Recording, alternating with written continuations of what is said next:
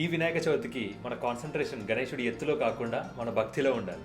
15 feet minimum 15 feet ఉండాలి గణేశుడు, లేదంటే 20 ఫీట్లు ఉండాలి. పక్కన గల్లియోడు ఎంత పెడతాడో వానికన్నా మినిమం 1 ఫీట్ ఎక్కువ ఉండాలి అంతే. ఈ 9 రోజులు గణేశుడి మండపం వద్ద కేవలం మన గణేశుడి భక్తి పాటలు మాత్రమే వినపడాలి.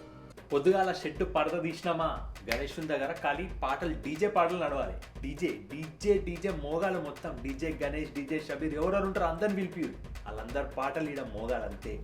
ఈ నవరాత్రులలో ప్రతిరోజు రాత్రి క్రమం తప్పకుండా మన పూజా కార్యక్రమంలో పాల్గొనాలి. పూజ నాకు తెలియదు ఏం చేస్తారో, నాకు సంబంధం లేదు. పూజ అయిపోయినాక పులిహోర పెడతారు చూడు, ఆ టైంకి వస్తా. ఆ టైంకి పులిహోర లేదనుకో ఒక్కొక్కరికి మంచిగా కూడా చెప్తున్నా. మీరు ఎంత తింటారో అంత తిని నా పులిహోర నాకు పక్కన పెట్టాలి. ఈ నవరాత్రులు పూజలు అందుకున్న తర్వాత మన గణనాథుణ్ణి భక్తి శ్రద్ధలతో మంగళ వాయిద్యాల మధ్య ఆడంబరాలు లేకుండా హాయిగా నిదానంగా నిమజ్జనం చేయాలి. అసలు గణేషుని పెట్టేదే నిమజ్జనం రోజు కోసం. నిమజ్జనం రోజు ఖాళీ లైటింగ్ పెడితే ఆస్మాంతా కొట్టాలి లైటింగ్, గల్లీ మొత్తం ప్యాక్ అయిపోవాలి. నాకు ఉత్తి బ్యాండ్ ఉంటే నడవదు.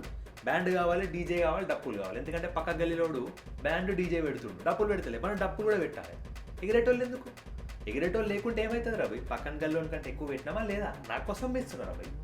వేలానికి వేసిన లడ్డూ నుంచి వచ్చిన డబ్బులతోని మిగిలిన డబ్బులు ఏవైనా ఉంటే అవి ఖచ్చితంగా వచ్చే సంవత్సరం మళ్ళీ మన గణనాథుడికి ఉపయోగించాలి. లడ్డు పైసలా? ఓహో మిలుగుతాయి, మిలిగేటట్టే కదా ఖర్చు పెడతాం. మిలిగినాయి అనుకో అవి మనకే పైసలు. ఎందుకంటే మళ్ళా ఎవడో ఒకటి తీసుకుంటాడు. అమ్మ మంచోళ్ళు కాదు అందరూ. ఆ పైసలు మనం తీసుకోవాలా, తిరగాలి, తినాలి, ఎంజాయ్ చేయాలా. వచ్చేయరా మళ్ళీ వచ్చేయరు చూసుకుందాం. తర్వాత ఎట్లన్నా పైసలు ఇస్తారు కదా అందరు.